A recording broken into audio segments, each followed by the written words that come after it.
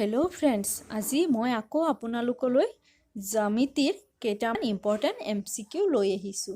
আপোনালোকে যদি CTET বা আছাম স্পেচিয়েল টেট দিব বুলি ভাবিছে তেন্তে মোৰ ভিডিঅ'টো সম্পূৰ্ণ চাব। আৰু যদিহে কোনোবাই মোৰ চেনেলটো এতিয়ালৈকে ছাবস্ক্ৰাইব কৰা নাই তেন্তে প্লিজ ছাবস্ক্ৰাইব কৰিব আৰু কাষত থকা বেল আইকনটো টিপি দিব। চাওঁ আহক ভিডিঅ'টো। কুৱেশ্যন নম্বৰ 1, এটা বিন্দুৰ মাজেৰে আঁকিব পৰা সৰল ৰেখাৰ সংখ্যা। অপশ্যন এ এডাল, অপশ্যন বি দুডাল, অপশ্যন চি তিনিডাল, অপশ্যন ডি অসংখ্য। আহক আগতে আমি জানি লওঁ বিন্দু কি। বিন্দু হৈছে যাৰ স্থিতি আছে কিন্তু প্ৰস্থ দাঁত একোৱে নাই বুলিয়েই ধৰিব পাৰোঁ, সেইটোকে বিন্দু বোলে।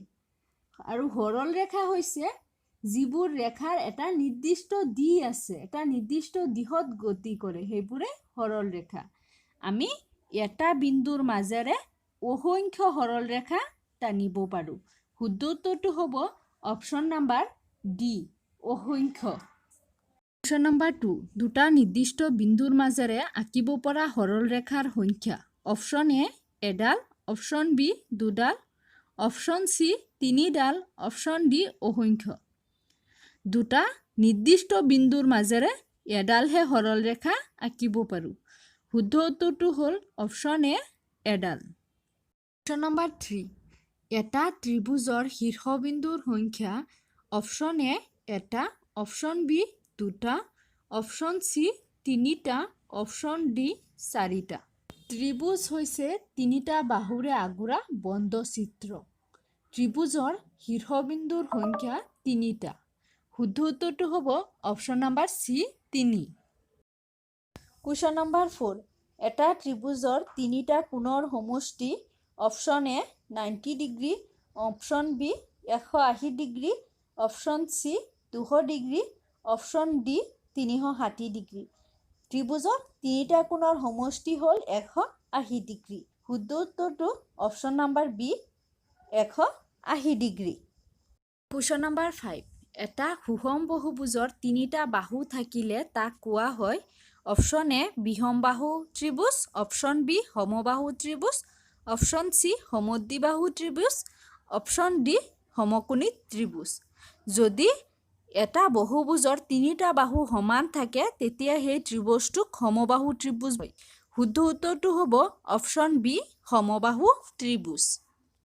কুৱেশ্যন নম্বৰ 6, সমবাহু ত্ৰিভুজৰ প্ৰতিটো কোণৰ পৰিমাণ। Option A 45 degree, option B 90 degree, option C 60 degree, option D 120 degree. যি ত্ৰিভুজৰ তিনিওটা বাহুৰ মান সমান সেইবোৰে সমবাহু ত্ৰিভুজ। সমবাহু ত্ৰিভুজৰ প্ৰতিটো কোণৰ মাপ হ'ল 60 ডিগ্ৰী। ইয়াত শুদ্ধ উত্তৰটো হ'ব option C 60 degree. Question number 7, এটা সমদ্বিবাহু সমকোণী ত্ৰিভুজৰ সমকোণ নোহোৱা কোণ দুটাৰ প্ৰতিটোৰ মাপ। মানে যি দুটা কোণ সমকোণ নহয় সেই কোণ দুটাৰ প্ৰতিটোৰে মাপ কিমান হ'ব।